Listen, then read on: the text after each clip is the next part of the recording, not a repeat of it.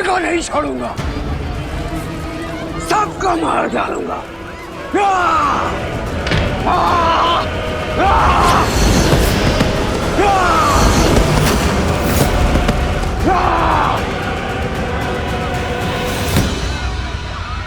लवणासुर, हर अमावस्या को हमने एक नर बलि देने का वचन दिया था और उसे निभाया भी। फिर इतना हाहाकार, इतना क्रोध क्यों?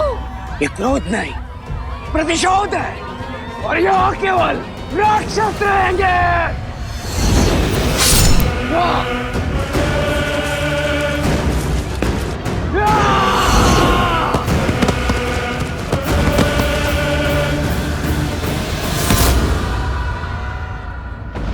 बहुत बड़ा विघ्न आ पड़ा है श्री राम। इस क्षेत्र को लवणासुर के प्रकोप से बचाइए।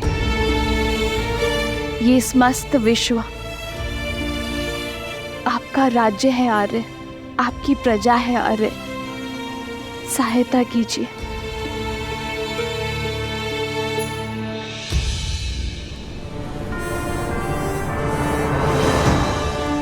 उत्तर की ओर यहां मधुपुरी नाम की एक नगरी है। लवणासुर यहां अधर्म का राज चलाता है, परंतु अचानक उसने इसके समीप बसी कोसल राज्य की सीमा क्षेत्र पर आक्रमण किया है। वहां वो वनवासियों को मार रहा है। गांव के गांव खाली हो रहे हैं। हमें शीघ्र अतिशीघ्र कुछ करना होगा। पाप की शक्ति पुण्य से सदा कम होती है। मधुपुर की प्रजा की सहायता के लिए भैया के आशीर्वाद से लवणासुर से युद्ध करने मैं जाऊंगा। अयोध्या का सेनापति मैं, इसीलिए लवणासुर से युद्ध करने के लिए भी मैं ही जाऊंगा। नहीं भैया, ये अवसर मुझे दीजिए। भरत भैया 14 वर्ष तक आपकी सेवा का लाभ उठा चुके हैं। लक्ष्मण भैया आपकी ढाल बनकर रहे हैं। आपके साथ भीषण युद्ध लड़े उन्होंने। कृपया मुझे लवणासुर को मारकर अपनी प्रजा की रक्षा और पराक्रम के प्रदर्शन का अवसर दीजिए।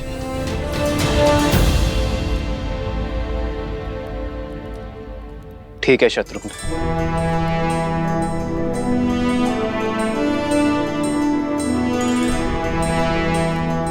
कूच की तैयारी करो शत्रुघ्न। मधुपुरी की प्रजा को एक नए राजा की आवश्यकता होगी। मुझे विश्वास है कि तुम लवणासुर का वध करने में सक्षम होगे। इसलिए कूच करने से पूर्व एक कार्य करना आवश्यक है शत्रुघ्न।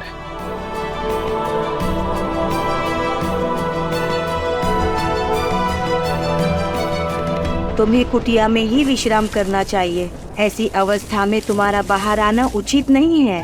कैसे रुकती गुरु माता? केवल अपने बारे में ही नहीं, समाज और संसार के बारे में भी तो सोचना है।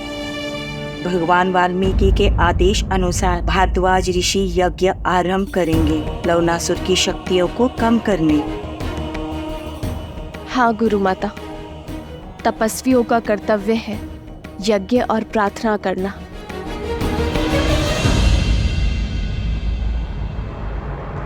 और मेरे श्री राम ना कर्तव्य अवश्य पूर्ण करेंगे। बस उन्हें सूचना मिलने भर की देर है। वो लवणासुर के आतंक का अंत करने में विलंब नहीं करेंगे।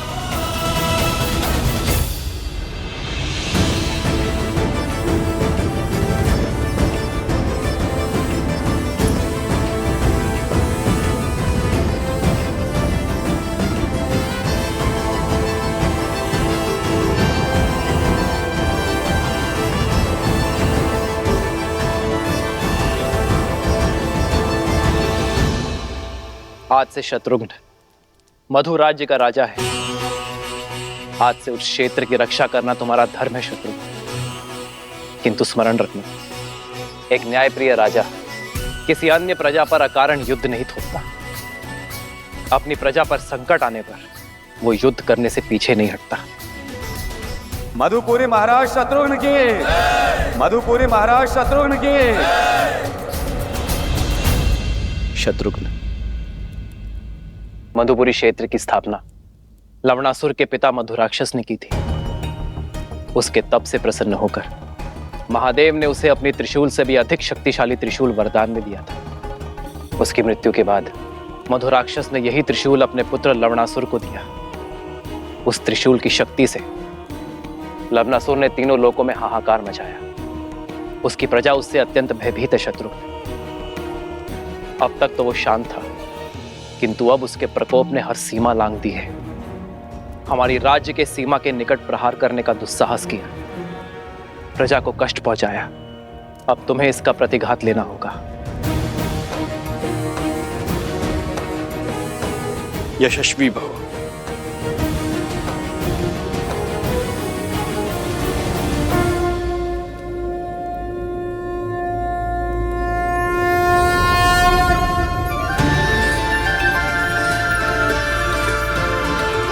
यह अस्त्र मुझे ऋषि अगस्त्य ने दिया था। नारायण ने मधु कैटभ का वध इसी अस्त्र से किया था, और आज ये अस्त्र मैं तुम्हें सौंप रहा हूं शत्रुघ्न। तुम इसी अस्त्र से लवणासुर का वध करोगे।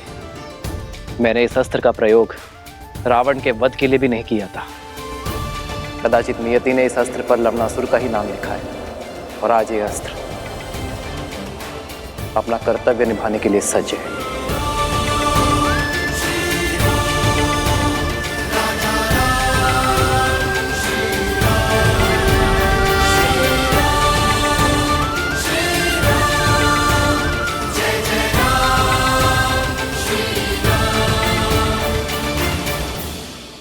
विजयी भव।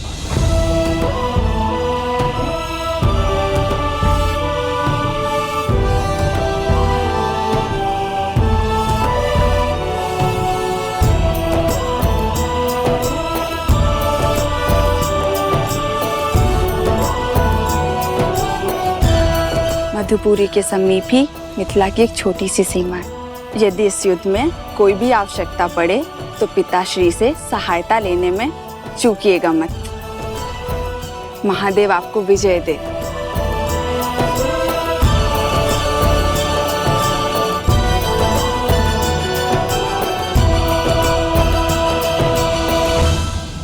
भगवान वाल्मीकि का आदेश है, सभी आश्रम जनों को अनुष्ठान में बैठ मंत्रोच्चार करना है।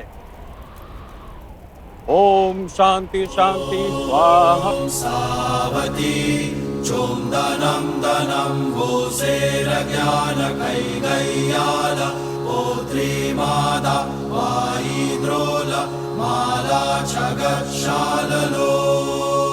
ओम तोन्बुल्ली फिगतुम मिशिग सौ स्वाहा।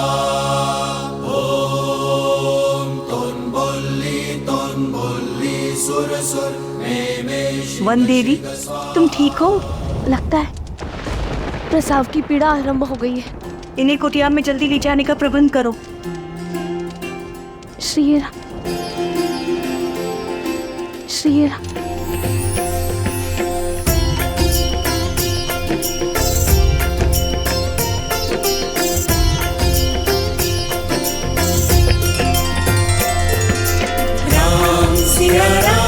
सिया राम जय जय राम, राम सिया राम जय जय। ये कैसा संकेत है?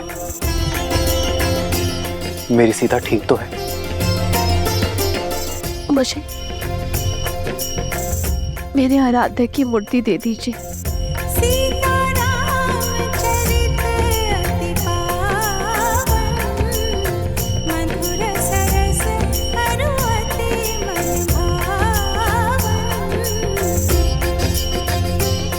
मेरे पूर्वजों, मेरी सीता की रक्षा करना। तुम्हें कुछ नहीं होगा सीते। श्री राम, श्री राम।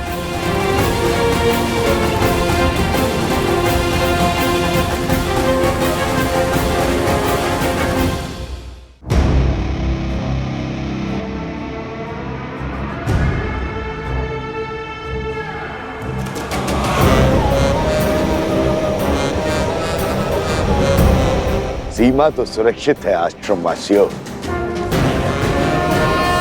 हम सीमा पार करके अंदर नहीं आ सकते, लेकिन तुम लोगों को बाहर तो ला सकते हैं।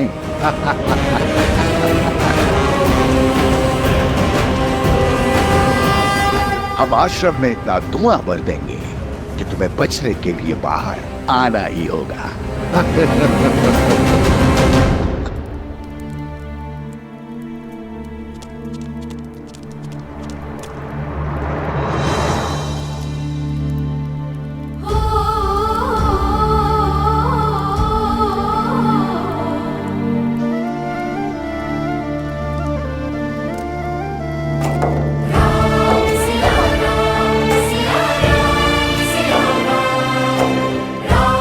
सीते,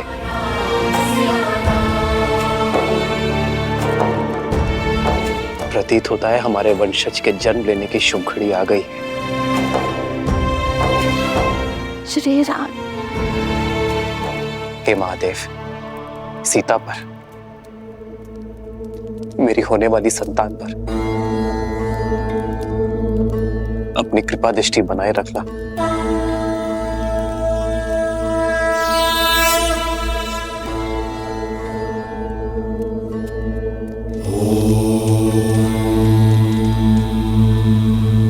चिंता का कारण दिखाई दे रहा है ऋषिवर। वन देवी की प्रसूति में बाधा आ रही है। किसी वैद्य को बुलाना होगा। गर्भ में 2 संतान हैं। यदि समय पे प्रसूति नहीं हुई तो वन देवी पे संकट आ सकता है। देखिए, स्थिति विकट है। इस समय आश्रम से बाहर जाना असंभव है। किसी भी अवस्था में अनुष्ठान रुकना नहीं चाहिए।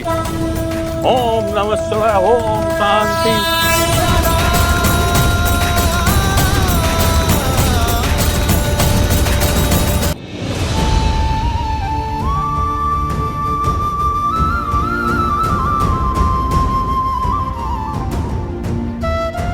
श्री राम।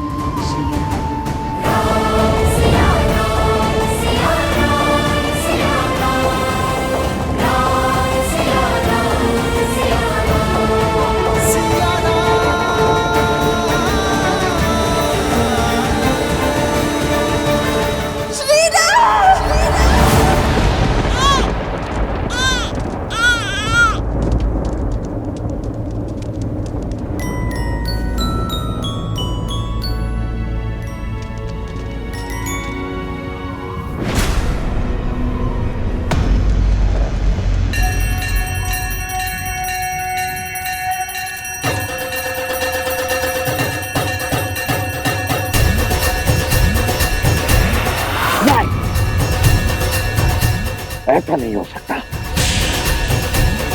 मंगलम भगवान विष्णु मंगलम गरुड़ध्वज मंगलम पुंडरीकाक्ष मंगलाय तनो।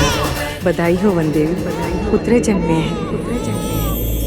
2 सुंदर पुत्रों की माता बनी है तुम।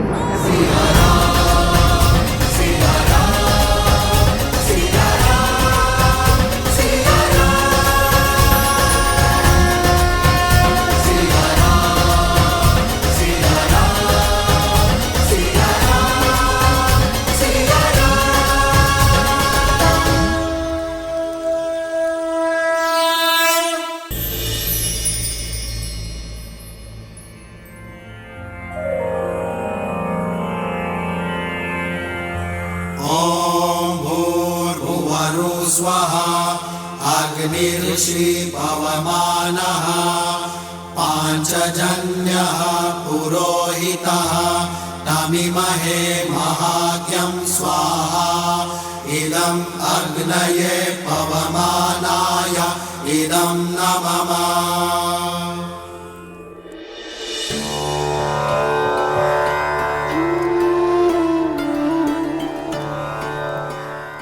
ये मेरे संतानों का सौभाग्य है कि इन्हें यहाँ आपके आश्रम में ज्ञान और सदाचार के इस भूमि में इन्हें जन्म लेने का अवसर मिला। छत्र छाया का आशीष तो आपने दे दिया, अब इनका नामकरण भी कर दीजिए।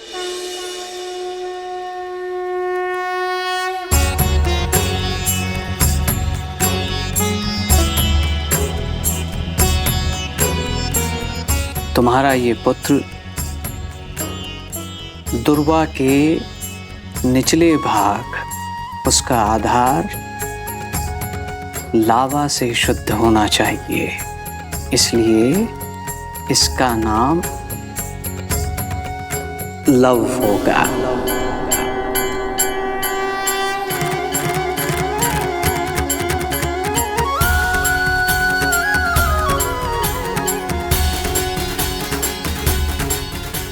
और ये दुर्वा के ऊपरी भाग कुश और मंत्रों के जाप से शुद्धि पाएगा, इसलिए ये कुश कहलाएगा।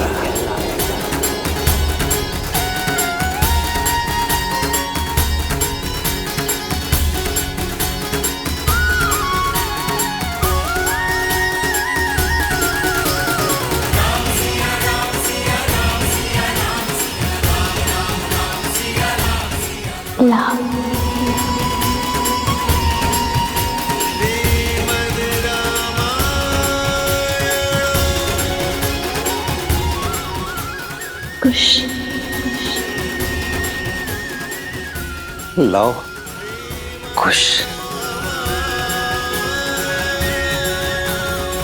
सीता, तुम्हारे ये पुत्र अपने शौर्य और वीरता के लिए जाने जाएंगे। इनका नाम और इनका काम दोनों ही महत्वपूर्ण होंगे, और ये ही तुम्हें तुम्हारे आराध्य, तुम्हारे पति से तुम्हें पुनः मिलवाएंगे। अपने कुल की गरिमा और धर्म को ये आगे बढ़ाएंगे। तुम्हारा त्याग और इनका साहस धर्म के राज्य का आधार होगा।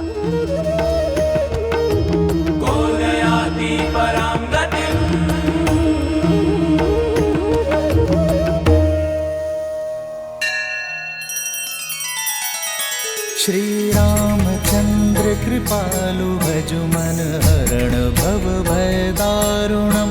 नव कंज लोचन कंज मुख कर कंज पद कंजारुणम।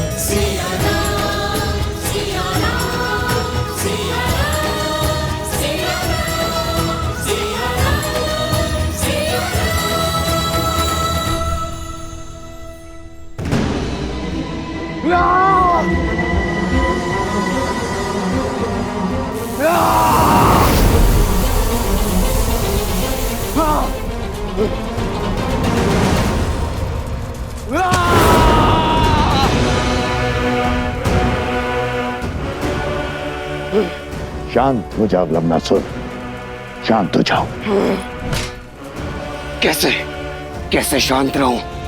मेरे बल पे निर्बलता का कलंक लग रहा है। जो लवनासुर बड़ी बड़ी सेनाओं को पराजित करता था, आज स्वयं पराजित हुआ है। मेरी पराजय को कैसे विजय में बदला जाए, ये विमर्श देखने के बजाय मुझे धैर्य का पाठ पढ़ा रहे हैं। हाँ, क्रोध बुद्धि के साथ साथ अस्तित्व को भी खा जाता है, लक्ष्य से भटका देता है। अपनी पराजय को विजय की पहली सीढ़ी बनाओ। ज्ञात था मुझे कि तुम पराजित होंगे, किंतु ये नहीं पता था कि सीता अपने संतानों पर मंडराता हुआ संकट देखते हुए भी आश्रम की सीमा नहीं लांघेगी। किंतु निराश होने की कोई आवश्यकता नहीं है। योजना तो परिस्थिति के साथ बदल जाती है, स्थिर रहता है तो केवल लक्ष्य।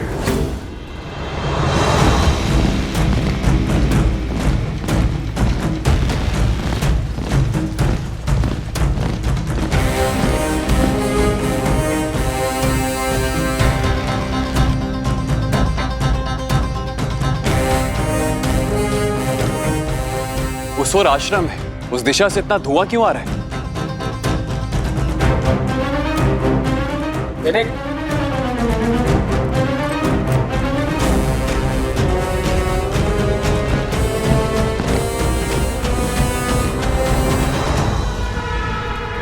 सार, दाम, दंड, पेट, चाहे जो अपनाना पड़े हम अपनाएंगे, किंतु राम राज्य कभी स्थापित नहीं होने देंगे हम। यदि अयोध्या आदर्श राज्य बना तो ना तुम बचोगे, ना मैं, और ना ही राक्षस कुल। किसी भी भांति हमें राम और सीता का ये प्रण तोड़ना होगा, तार तार करना होगा उनका वचन, उनका उद्देश्य धूल में मिलाना होगा। सीता की अपने संतानों को अच्छे संस्कार देने की सौगंध हमें तोड़नी होगी। यदि राम और सीता नहीं बिखरे तो असुर साम्राज्य बिखर जाएगा। अब राम और सीता को हराने के लिए मुझे चाहे जो करना पड़े मैं करूंगा।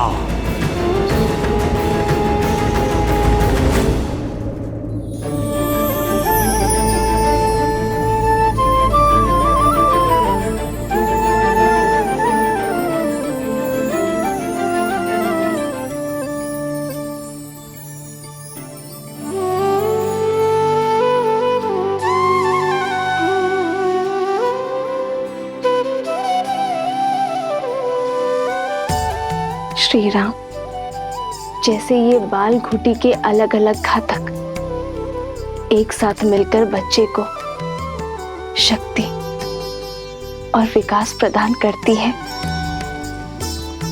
वैसे ही आपके बच्चे लव और कुश दोनों एक होकर राम राज्य का भविष्य, धर्म का आधार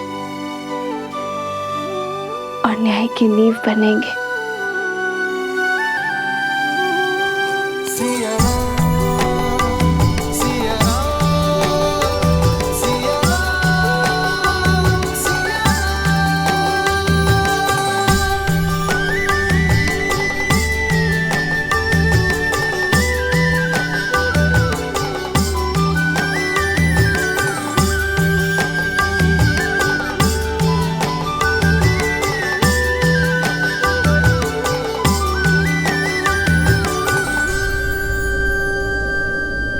तो आज से केवल माता ही नहीं,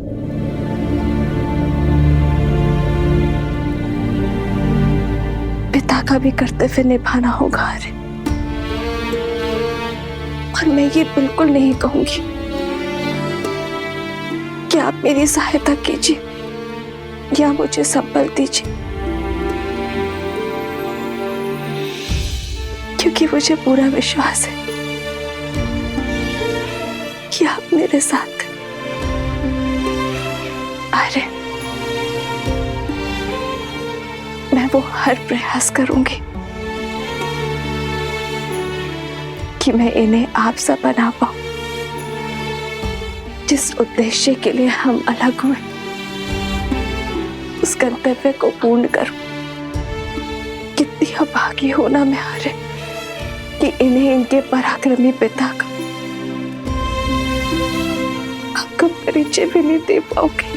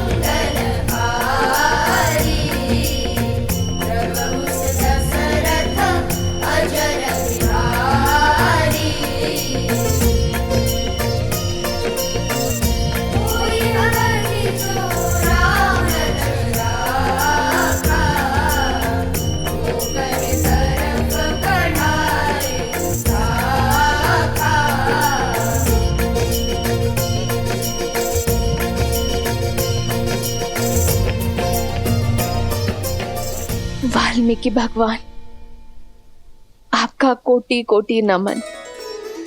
आपने मेरी दुविधा हर ली और साथ ही मुझे दिशा भी दिखाई। श्री राम नहीं तो राम कथा से उनका परिचय करवाऊंगी। उन्हें अपने पिता सा समान सामर्थ्यवान बनाऊंगी। आश्रम की ओर सावधानी से चलिए। जो धुआं दिखा था अवश्य किसी संकट का चिन्ह है। यदि कोई भी राक्षस या घातक जीव दिखे तो उससे हमें आश्रम की सुरक्षा करनी होगी। जी महाराज।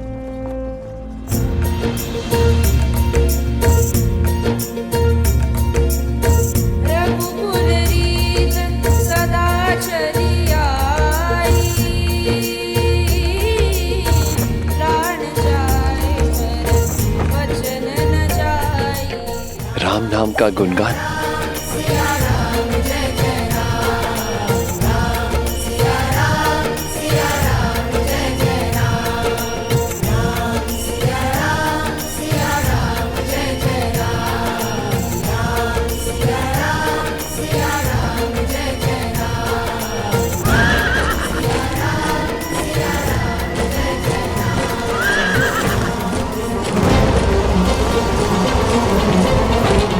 लगता है अवश्य आक्रमण होने वाला है। चुपचाप बिना किसी ध्वनि के अलग अलग दिशाओं में छुप जाओ। अचानक से ये गायन क्यों रुक गया? छोटी छोटी टुकड़ियां अलग अलग दिशा में जाकर आश्रम की रक्षा के लिए तैयार रहो। ऐसी जगह देखना जो आश्रम के निकट हो और आश्रम को चारों ओर से सुरक्षित कर सके। मेरे संकेत की प्रतीक्षा करना।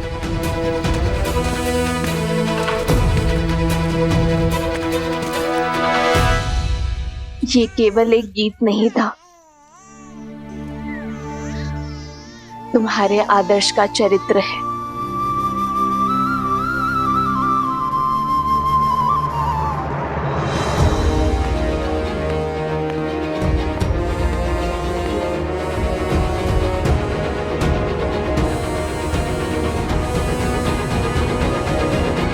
लगता है आक्रमण किया गया है।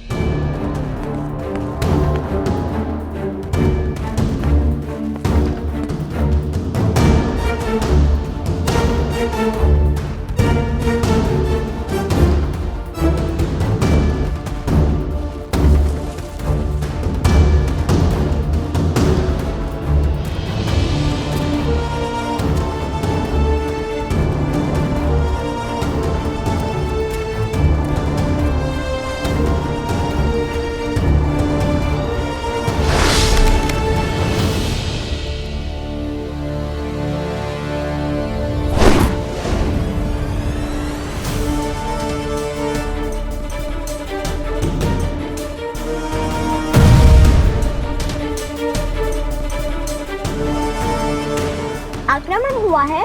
अवश्य कोई मायावी आया है जो आश्रम पर आक्रमण कर वन देवी को लेने आया है। आप सब घबराइए मत। मैं तो यहाँ आपके गाने के बोल सुनकर आया हूँ। भागो, असुर है, भागो, मायावी आया है।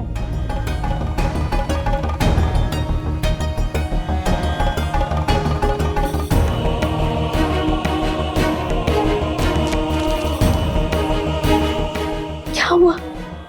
कौन है? मुझे देखने दो। नहीं, बाहर मत जाइए। वो अवश्य ही लवणासुर का सेनापति होगा।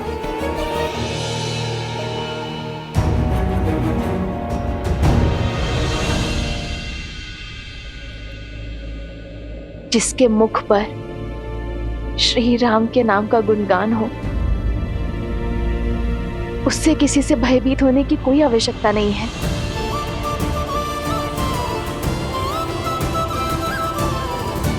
भाभी माँ, कौन है आप भद्र? आश्रम में शस्त्र के साथ प्रवेश करने का कारण? मुझे लगा कोई दुष्ट ने आप पर आक्रमण किया है ऋषिवर। ये शस्त्र आपकी सुरक्षा के लिए ऋषिवर। मैं अयोध्या के महाराज श्री राम का छोटा भाई शत्रुघ्न हूं।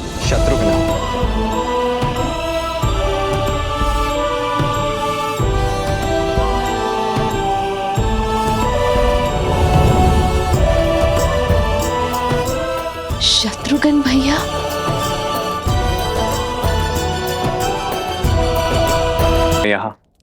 भगवान वाल्मीकि से आशीर्वाद लेने आया हूं।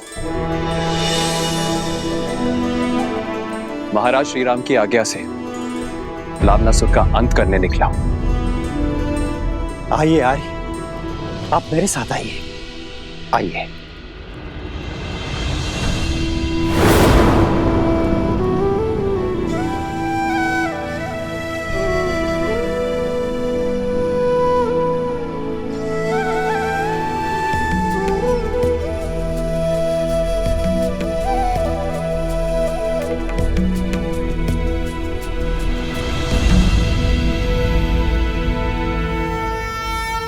धन्यवाद जो आपने रघुकुल के लिए किया है,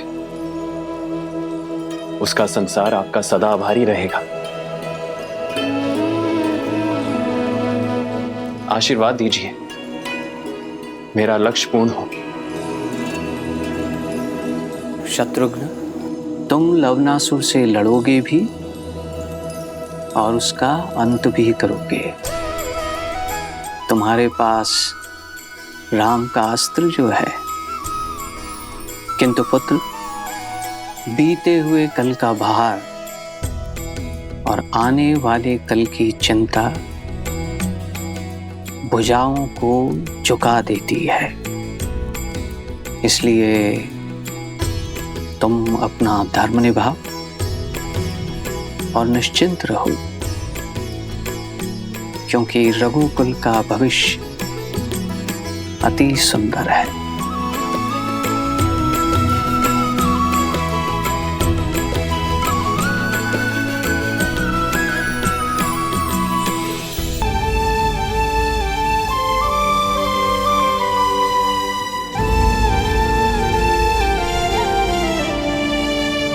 ये कैसी विडंबना है। तुम्हारे चाचा श्री तुमसे मिलने आए हैं और मैं उनके समीप भी नहीं जा सकती।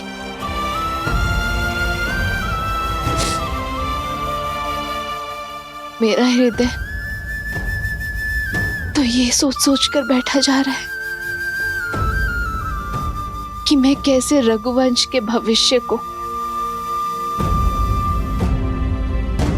एक रघुवंश के आशीर्वाद से दूर रखूं।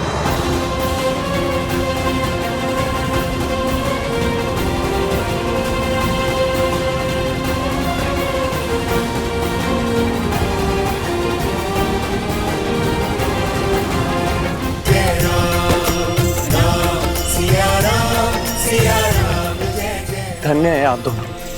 आत्मा के बिना प्राण कैसे होते हैं। आप यहाँ आश्रम में वनवासी का जीवन जी रही हैं, अभावों में रह रही हैं, और वहां राम भैया अपने महल में सन्यासियों का जीवन जी रहे हैं। दिन भर प्रजा और परिवार के कार्यभार संभालते हैं और फिर अपने कक्ष में आकर वल्कल लपेट लेते हैं। राजसी भोजन त्याग कर फल आदि का सेवन करते हैं। अयोध्या के प्रतापी महाराज से आपके पति बन जाते। कोई कुछ कहता नहीं है भाभी मां, किंतु सब जानते कि भैया का केवल तन वहां है, उनकी आत्मा यहां आपके साथ है। आपकी पीड़ा उनके त्याग में झलकती है। राम सिया राम सिया राम सिया राम। प्रेम और समर्पण की पराकाष्ठा है मेरे श्री राम। प्रेम के बिना समर्पण असंभव है भाभी मां। ये त्याग तभी हो पाया क्योंकि आप दोनों का प्रेम असीमित है।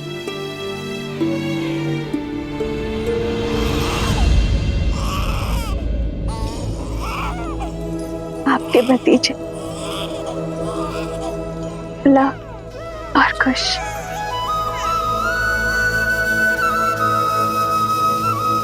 भाभी मां, क्या मैं उन्हें देख सकता हूं?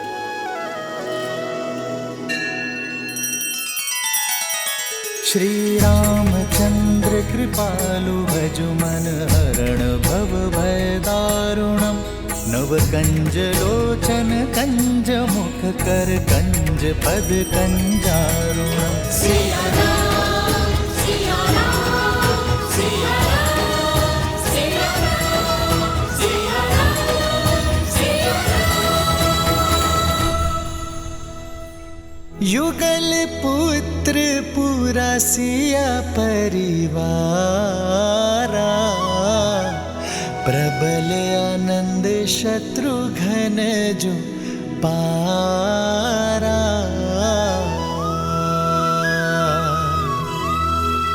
सूर्य प्रताप शिव दुई शिशु जाहि सकल जीव के ही देखे माही।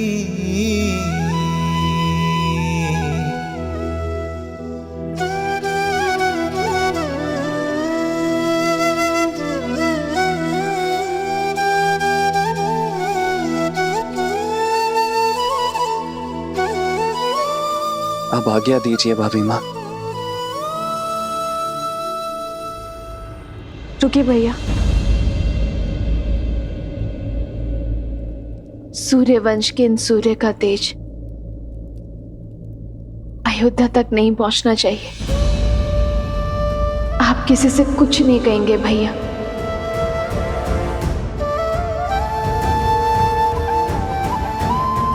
श्री राम से भी नहीं।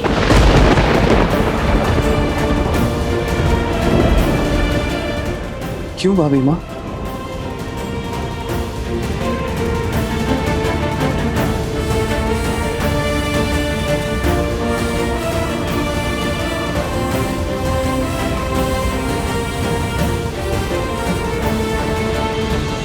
संतान के लिए पिता का मोह वो घातक शस्त्र है शत्रुघ्न।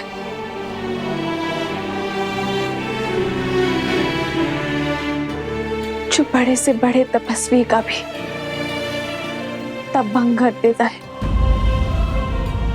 यदि मेरे श्री राम के मन में अपनी संतान के लिए प्रेम जागा तो कहीं उनका तप भंग ना हो जाए शत्रुघ्न। और मैं नहीं चाहूंगी कि मेरे श्री राम को कभी भी कर्तव्य पथ पर दृष्टि झुकानी पड़े।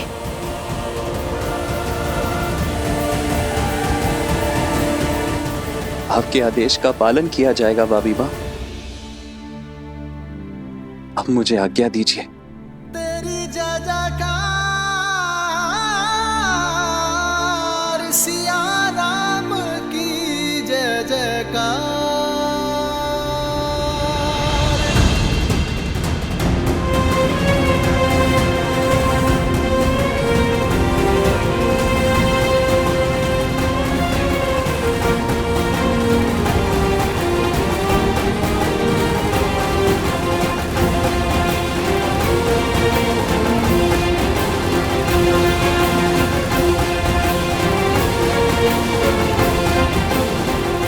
श्री राम।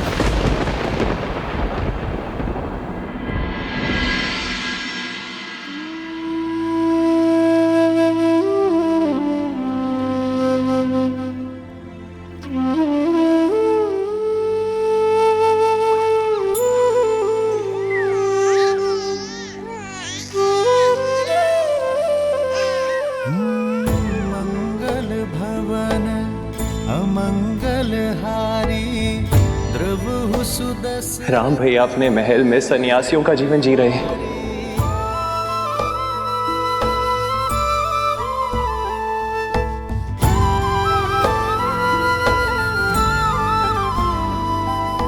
राम सिया राम जय जय राम। राम सिया राम सीते, तुम्हारा मन शांत और आनंदित है, पर पीड़ा की झलक भी है। कदाचित तुम्हारे सुख का कारण हमारी संतान है, पर पीड़ा का कारण? सुख तो संतान माता को देते हैं, किंतु पीड़ा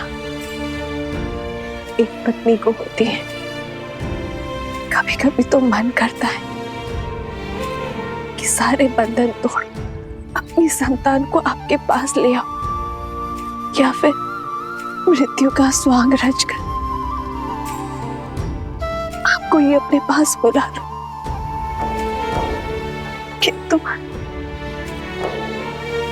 किंतु तुम जनक की पुत्री हो, राम की अर्धांगिनी हो, रघुकुल के पुत्र वधू हो।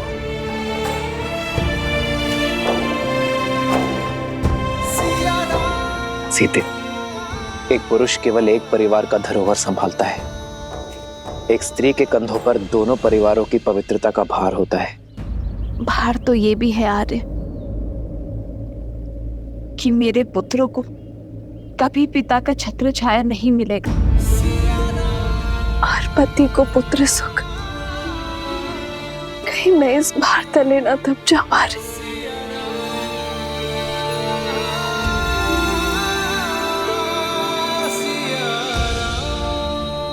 भार स्वार्थी होता है सीते, उद्देश्य निस्वार्थ। ये लड़ाई केवल हमारी संतानों के लिए नहीं है, समाज के लिए है, पाप के निवारण के लिए। पाप पुण्य की एक गाथा ने हमारे जीवन को क्या से क्या बना दिया। अरे क्या कभी पूर्ण रूप से राक्षसों का अंत हो सकता है? राक्षस होना परंपरा नहीं है सीते, प्रवृत्ति है। दुर्गुणों और लालसा से भरा हर मन राक्षस होता है। यदि ऐसा ना होता तो ना ही मधु ऋषि के घर लवणासुर जन्म लेता और ना ही रावण का भाई विभीषण होता। जैसे जैसे समाज में विद्या, आस्था और संतोष की वृद्धि होगी, वैसे वैसे ये राक्षसी प्रवृत्ति पाताल में गिरती चली जाएगी। समस्त कौशल राष्ट्र शुद्ध हो जाएगा, तब ये नियति हमें पुनः अवश्य मिलवाएगी।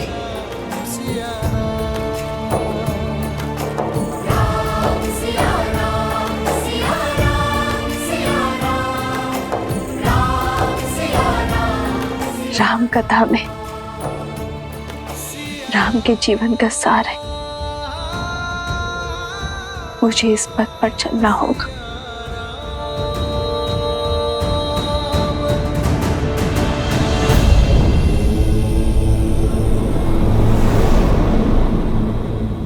माता सीता अगर अयोध्या में होती तो लव और कुश का लालन पालन उनके लिए कितना सरल होता ना।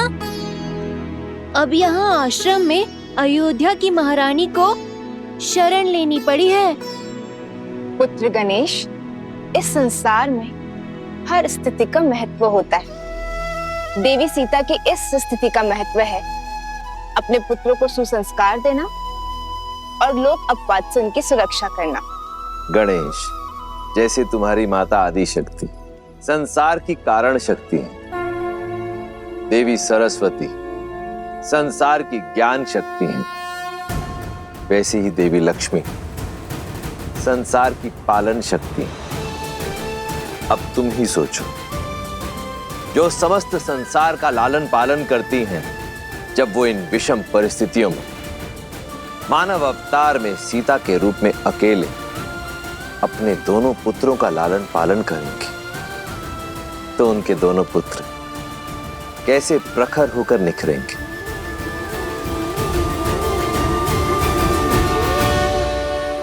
लाभ कुश जेहि पर कृपा करहि जनु जानी, कवि उर अजिर न जावहि वानी। देव शिशु जन विलाति सूरा, कल्पलोक अति दिव्य विधूरा।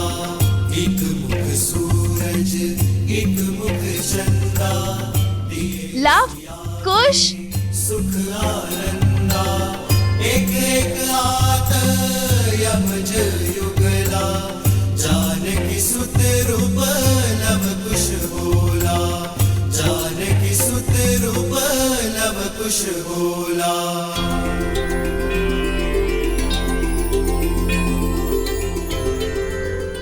लव और कुश ने सभी वेदों को बालपन में ही कंठस्थ कर लिया था, परंतु एक और वेद भी था जिसे उन्होंने भली भांति कंठस्थ किया, और वो था मर्यादा पुरुषोत्तम श्री राम की जीवन कथा।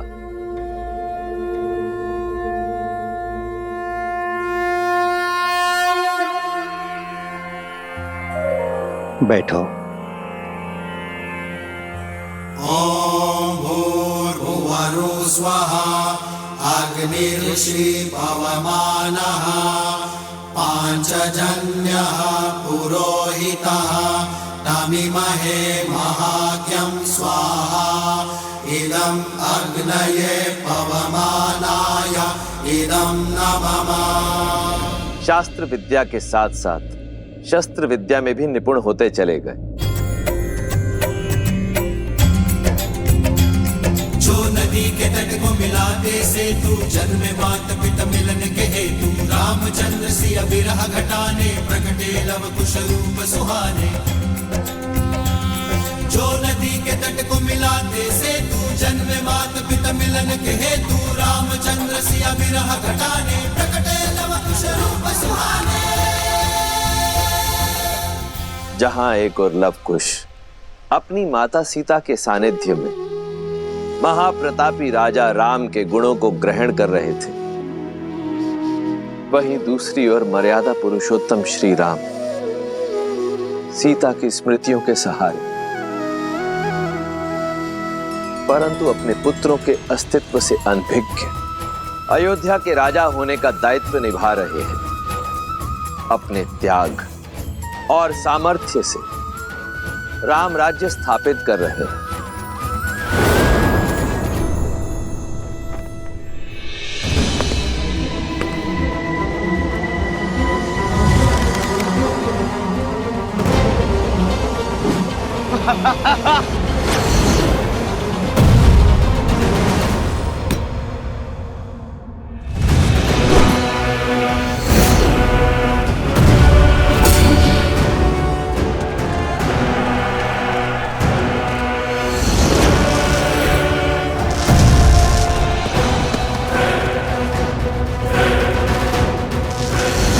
वहां शत्रुघ्न और लवनासुर का युद्ध वर्षों तक चला।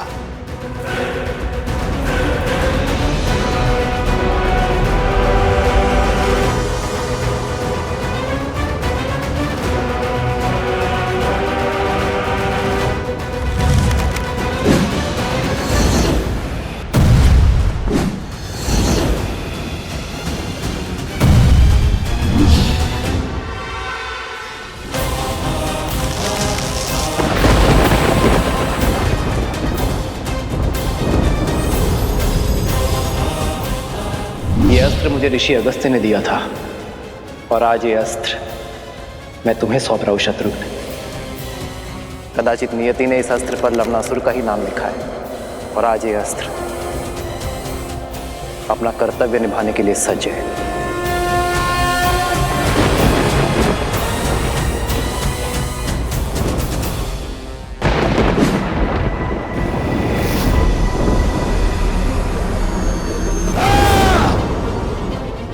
नारायण के अस्त्र और मेरे अस्त्र की भिड़न से इस संसार को सर्वनाश से बचाने के लिए मैंने अपना अस्त्र लौटा लिया।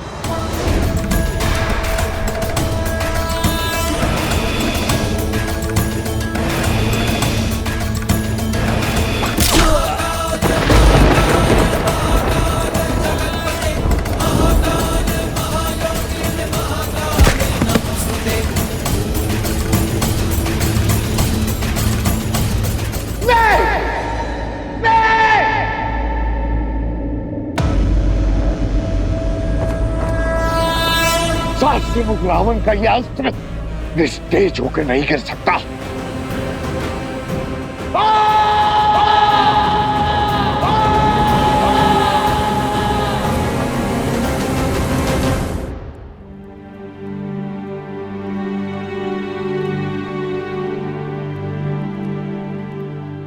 प्रेम समर्पण करुणा ज्ञान से है भरा दो प्यारा नाम। जय सिया राम जय जय सिया राम, जय सिया राम जय जय सिया राम। सिया राम सिया राम सिया राम।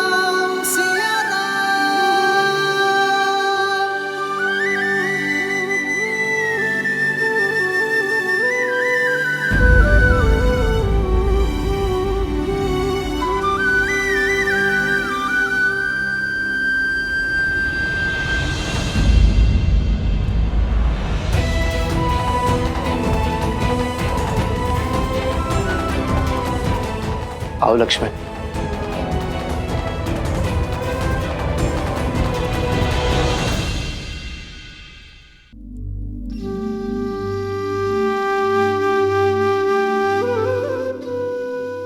जिन श्री राम की बाईं ओर भाभी माना खड़ी हो, वो अयोध्या के राजा राम अवश्य हो सकते, परंतु लक्ष्मण के भाई कदापि नहीं।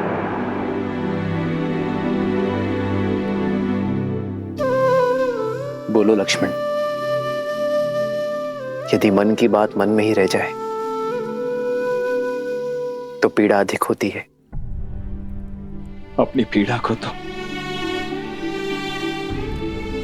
अपना क्रोध बनाकर आप पर उड़ेल दिया है मैंने। आपसे विद्रोह किया, आपसे दूर रहा, परंतु आपने अभिमान से विरह और मेरे क्रोध की पीड़ा को सदैव सहन किया। आज भी कर रहे हैं। सीता से विरह तो तब होगी ना जब हम मन से दूर हो जाएंगे। सीता मेरी श्वास है लक्ष्मण, और श्वास मृत्यु के बाद ही दूर होगी शरीर से।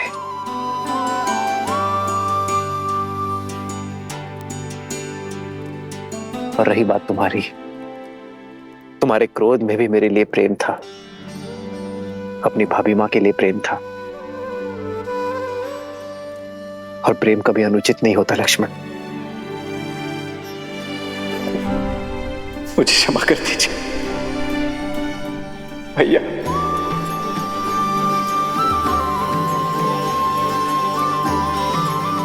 क्षमा कर दीजिए भैया। लक्ष्मण उठो।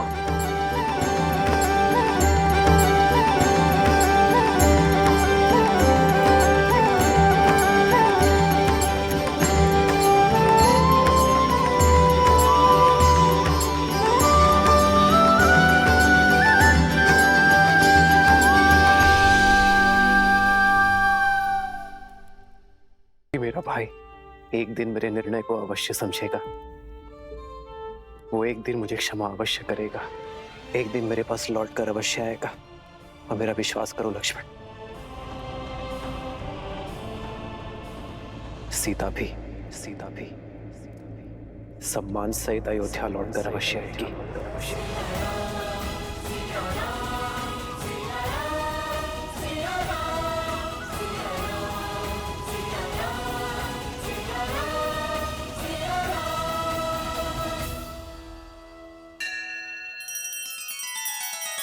श्री रामचंद्र कृपालु भजु मन हरण भव भय दारुणम नव कंज लोचन कंज मुख कर कंज पद कंजारुणम।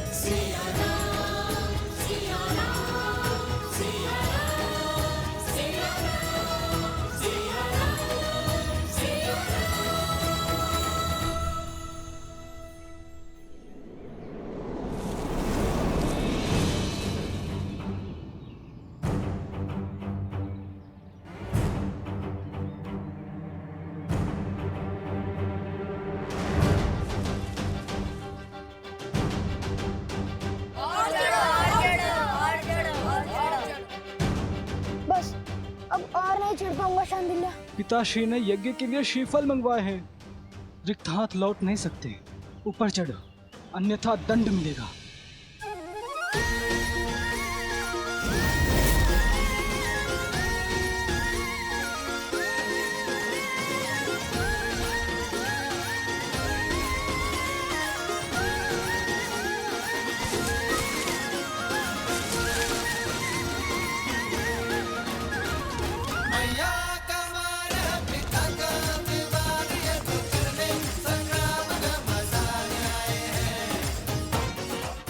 कुमुदनी, कहाँ चले गए ये दोनों?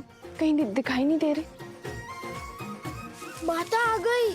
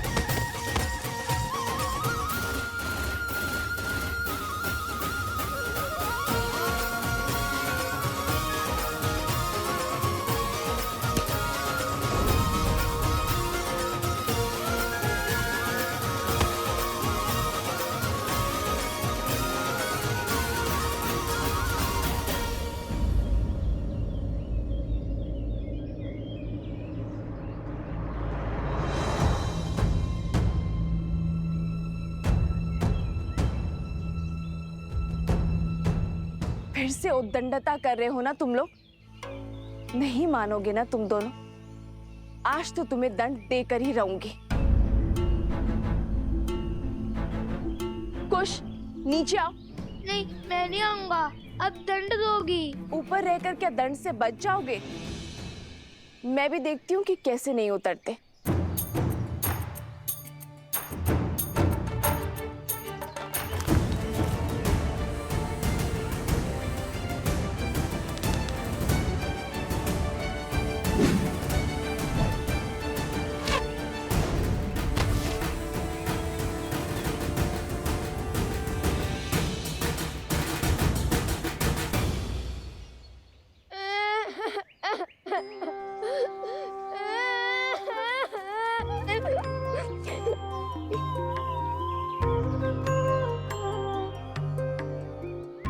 मैंने बहुत बोला लव भैया को कि मुझे ऊपर मत भेजो, माता क्रोधित होंगी।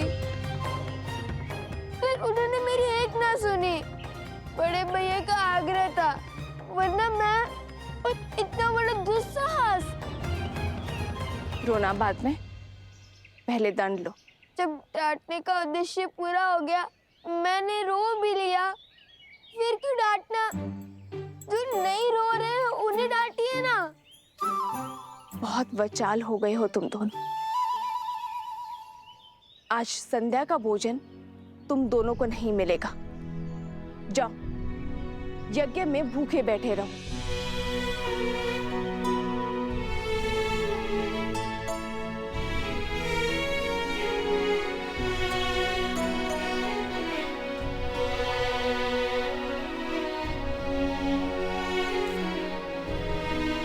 वन देवी, लवकुश आपके सामने यूं ही ब्रज पर चढ़ गए, आपको भय नहीं लगा? यदि उन्हें कुछ हो जाता तो? माता की सबसे बड़ी पूंजी होती है संतान, और जब माता को अपनी संतान की योग्यता पर संदेह लगने लगे तो समझ जाओ कि उसे संदेह अपनी दी गई शिक्षा और संस्कार पर है। ओम भूर्भुवस्सुः। ओम भूर्भुवस्सुः। तत्सवितुर्वरेण्यं। तत्सवितुर्वरेण्यं। भर्गो देवस्य धीमहि। भर्गो देवस्य धीमहि। धियो यो नः प्रचोदयात्। धियो यो नः प्रचोदयात्।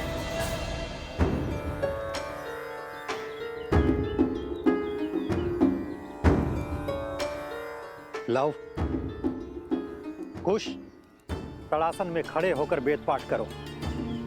यही दंड है तुम्हारा। जी गुरुदेव।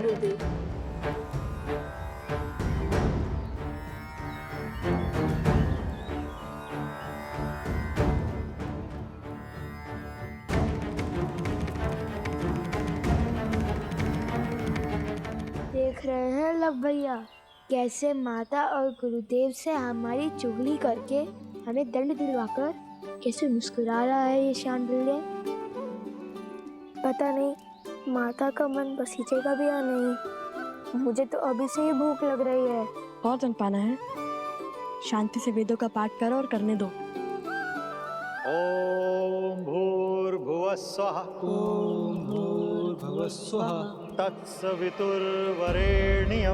तत्सवितुर्वरेण्यं। भर्गो देवस्य धीमहि। भर्गो देवस्य धीमहि। धियो यो नः प्रचोदयात्। धियो यो नः प्रचोदयात्। ओम भूर्भुवस्सुः। तत्सवितुर्वरेण्यं। भर्गो देवस्य धीमहि। धियो यो नः। अरे देखो तो, कितनी चींटियां चढ़ गई हैं तुम्हारे पैर पर।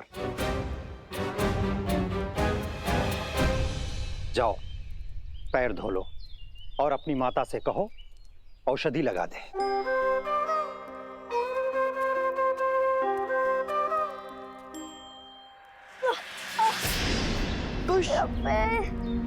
भैया सहायता करो। जाओ, सहायता करो। जी गुरुदेव। कुश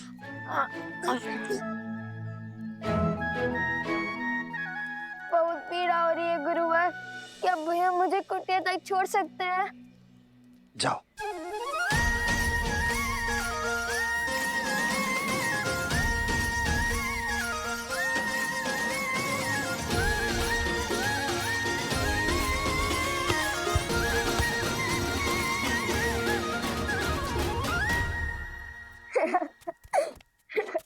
क्या आवश्यकता थी इस स्वांग की? आवश्यकता थी भैया। हमने देखा नहीं शांडिल्य का मुख कैसे उल्लू की भांति उतर गया था।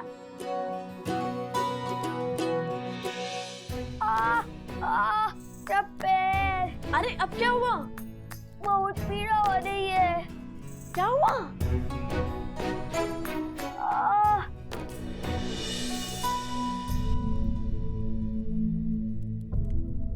क्या हुआ कुश? कैसे हुआ ये सब? तारासन में खड़े खड़े वेदों का पाठ कर रहे थे, तभी चींटियों ने काट लिया इसे। कितनी पीड़ा हो रही होगी ना। मैं औषधि बनाती हूँ जिससे तुम्हारा कष्ट छूमंतर हो जाएगा।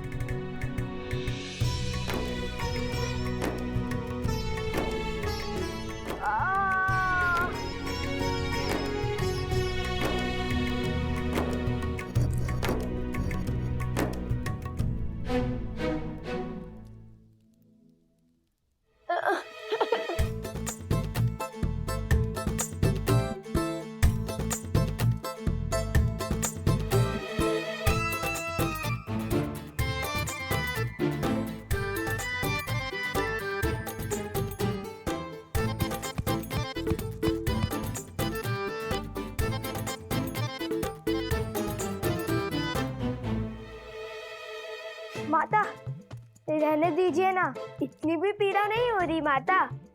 तनिक सी चींटियों के काटने से वीरों को कहाँ कुछ होता है। औषधि रहने दीजिए माता, और भोजन खिला दीजिए, बहुत भूख लगी है। दंड में दया नहीं होती, और जब ऋषि हरित ने अपने पुत्र शांडिल्य को नारी लेने के लिए भेजा था तो तुम दोनों वृक्ष पर क्यों चढ़े? आज तुम दोनों को अन्न का एक दाना भी नहीं मिलेगा। मुझे लगा आप भूल गई होंगी। अब रोना शुरू मत करना। बताओ लव, तुम दोनों वृक्ष पर क्यों चढ़े?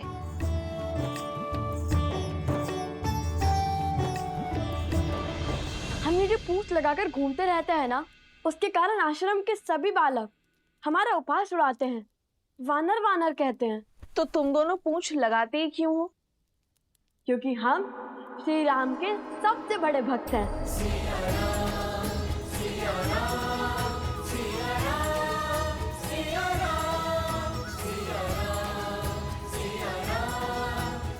हनुमान जी से भी बड़े भक्त हैं। इसलिए पूंछ तो लगानी ही पड़ती है ना। तो इसका शांडिल्य से लड़ाई का क्या संबंध है? और तुमने उसके कार्य में बाधा क्यों डाली? माता, भ्राता शांडिल्य बड़े ध्रुव हैं, सदा हमें छेड़ते रहते हैं। उन्होंने हमें चुनौती दी थी कि यदि हम श्री राम के सबसे बड़े भक्त हैं तो उन्हें उड़कर दिखाएं।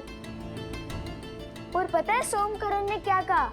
हनुमान जी के पिता तो स्वयं पवन देव हैं। तुम्हारे पिता कौन है बताओ?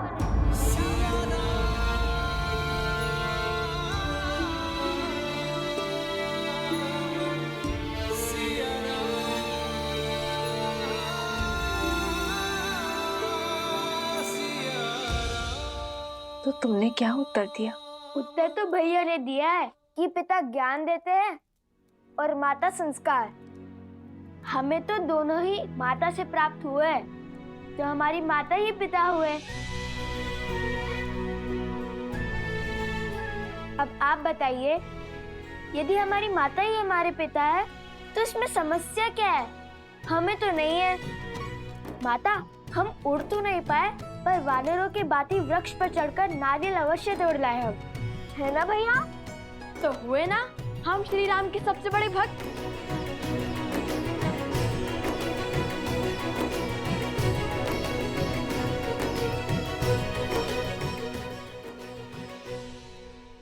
नहीं, तुमने केवल वीर हनुमान की नकल की है।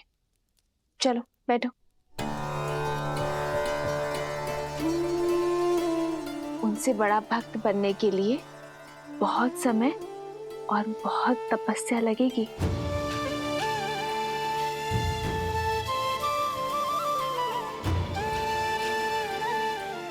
चलो भोजन करते हैं।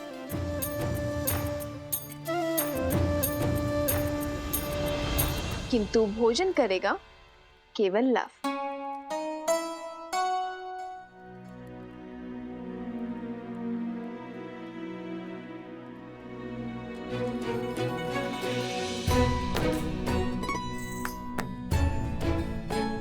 किंतु तुम्हारे दंड का क्या?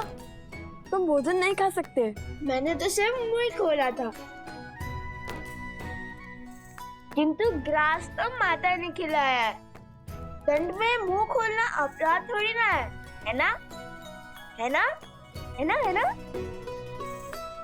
मैंने क्षमा किया तुम दोनों को।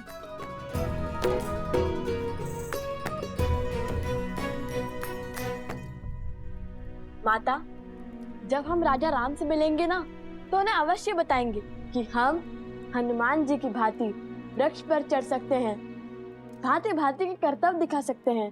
फिर उन्हें विश्वास हो जाएगा कि हम उनके सबसे बड़े भक्त हैं।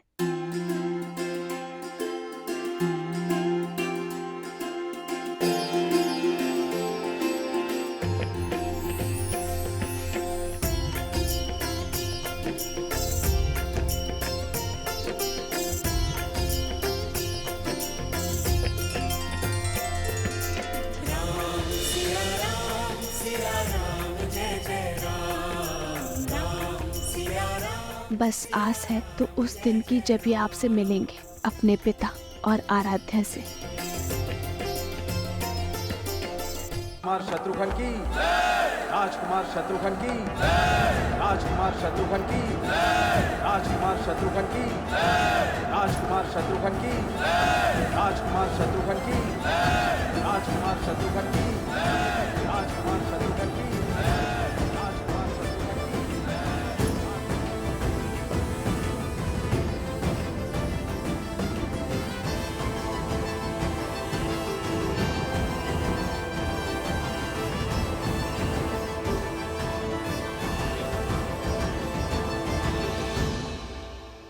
राजकुमार शत्रुघ्न नहीं, मधुपुरी का राजा शत्रुघ्न कहो।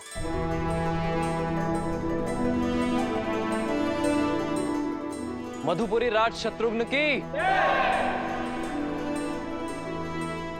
शत्रुघ्न, तुमने लवनासुर का वध कर असुरी सोच के प्रसार पर विराम लगाया है। वो सोच जो ऋषियों को अपमानित कर, निर्दोषों को दंडित कर, घरों और मंदिरों को अशुद्ध कर संतुष्टि पाते हैं। बीते 12 वर्षों में आप चारों भाइयों ने समस्त आर्य भूमि में प्रशंसा और सम्मान अर्जित किया है। अब समय आ गया है कि रघुवंश का सूर्य ध्वज पूरी सृष्टि में लहराए, जिसे देख हर असुर और आसुरी सोच भयभीत हो जाए। और इस स्वप्न को पूरा करने के लिए हमें रासु यज्ञ करवाना चाहिए भैया।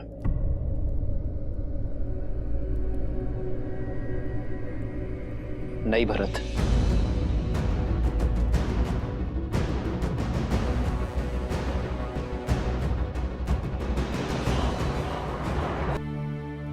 राजसूय यज्ञ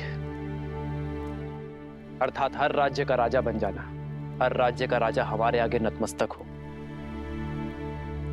बल से हमारी सत्ता स्वीकार करे। किंतु ये मुझे स्वीकार नहीं है भरत।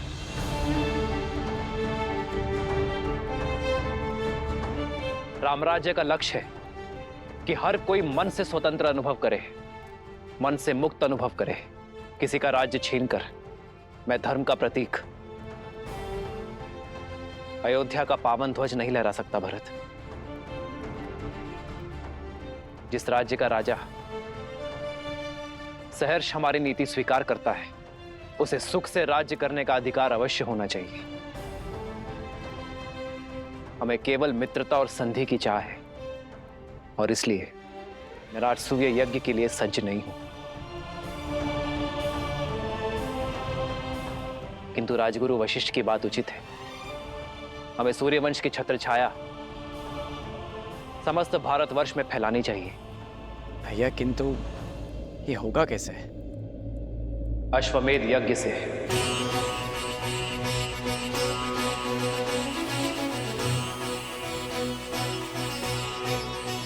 महाराज के कहने का तात्पर्य कि जो भी राज्य हमारे यज्ञ के अश्व का श्रद्धा पूर्वक स्वागत करेगा, उस राज्य में धर्म की अर्थात राम राज्य की स्थापना होगी। वो राज्य हमारा मित्र राज्य बन जाएगा। और हमारा युद्ध केवल उनसे होगा जो हमारे अश्व को रोकने का दुस्साहस करेगा। आचार्य, हमें अश्वमेध यज्ञ की तैयारी आरंभ करनी चाहिए।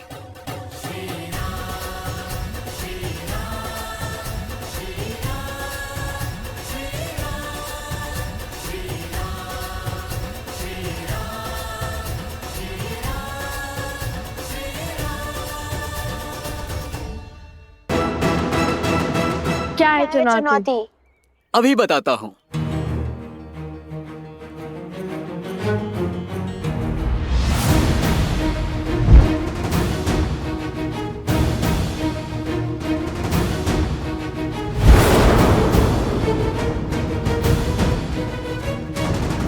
तुम्हें इन मटकों को भेदना है।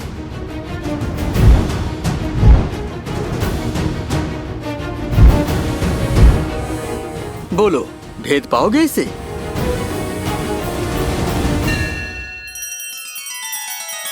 श्री रामचंद्र कृपालु भजुमन हरण भव भय दारुणम नव कंज लोचन कंज मुख कर कंज पद कंजारुणम। सिया राम, सिया राम, सिया राम, सिया राम, सिया राम, सिया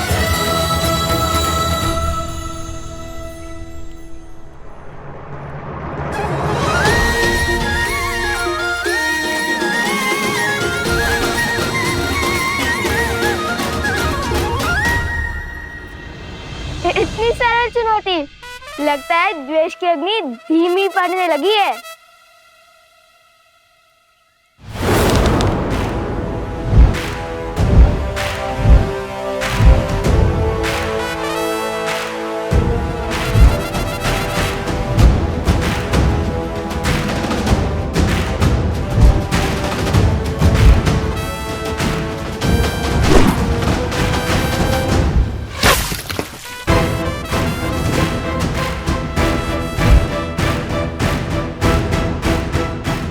बस इतना ही सामर्थ्य है?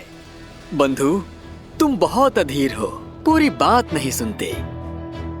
चुनौती एक प्रहार से 3 मटकों को फोड़ने की है। स्मरण है ना राम भक्त, किष्किंधा में कैसे रामचंद्र जी ने एक साथ 7 वृक्ष भेदे थे।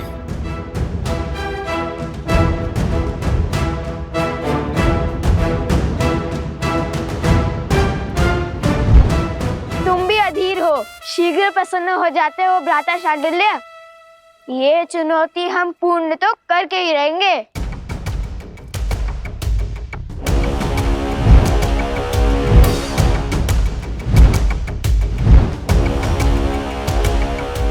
चाहिए भैया, भेज दीजिए। हाँ हाँ, भेज दीजिए मटके। वैसे ही जैसे प्रभु राम ने वो सारे वृक्ष भेदे थे। मैं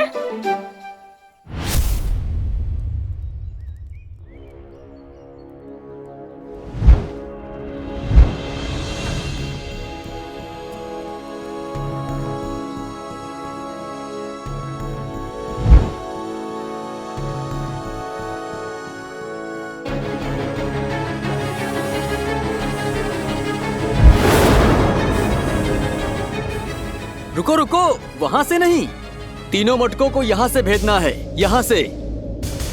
जहाँ पे मैं खड़ा हूँ बाण यहाँ से चलाना है।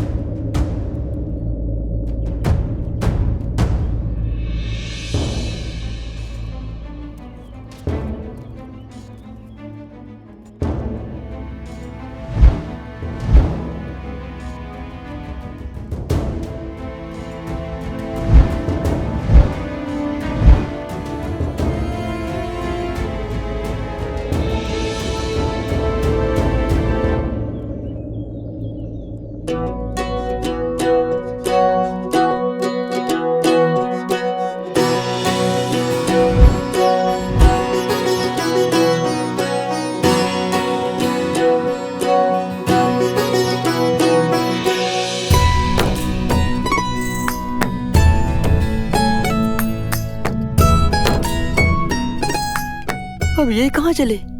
लगता है पराजय स्वीकार कर ली इसने।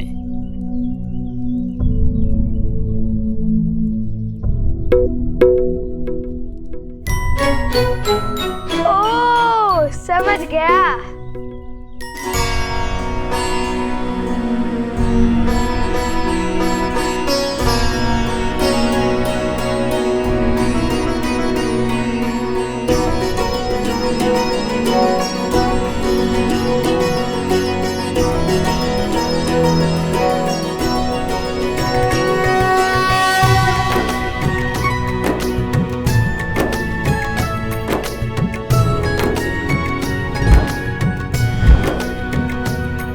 क्या देख रहे हैं भैया?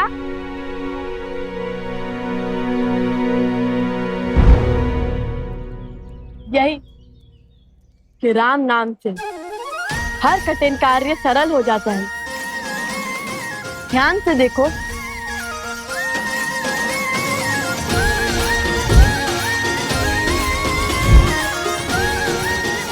भैया अब ये 3 मटकों को अवश्य एक साथ भेदेगा।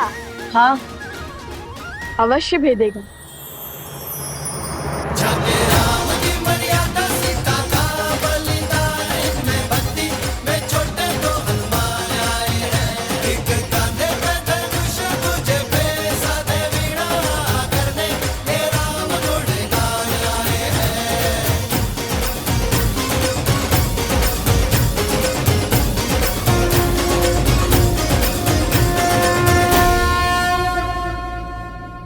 हमारे मित्रों को हमारी राम भक्ति पर संदेह है। जिस राम नाम से पत्थर भी जल पर तैर जाए, उसी राम नाम ने हमें दिशा दिखाई है।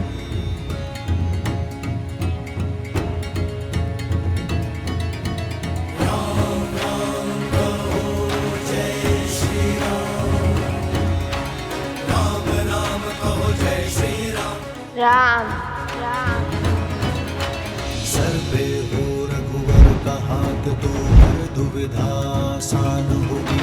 तुम वीर पुरुष, तुम पराक्रमी, तुम मर्यादा के हो स्वामी। साथ तुम्हारा जिसके साथ, तुम संकट हर लो आगामी। मन में है विश्वास, तुम आकाश में परछाई। जब होगी जीत तो हर दिशा में राम नाम गूंजेगा। राजा राम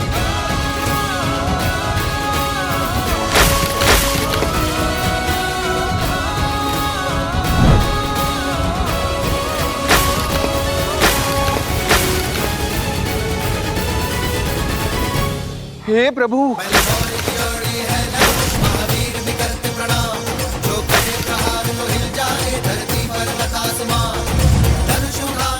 अरे कोई रोको, उस तीर को देखो।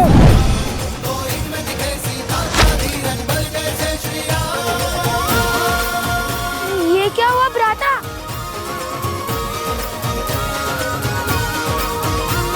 अरे मटके! कितना जल बह रहा है। कोई रोको इस तीर को, सारा पानी बह रहा है। चुनौती वृक्ष पर लटके 3 मटके फोड़ने की थी, तुमने तो आश्रम के सारे मटके फोड़ दिए। इस अपराध का तो घोर दंड मिलेगा तुम्हें। मैंने क्या, पूरे आश्रम ने देख लिया। सच्चे राम भक्तों का पराक्रम। अब लगता है वन देवी का पराक्रम तुम दोनों पर बरसेगा।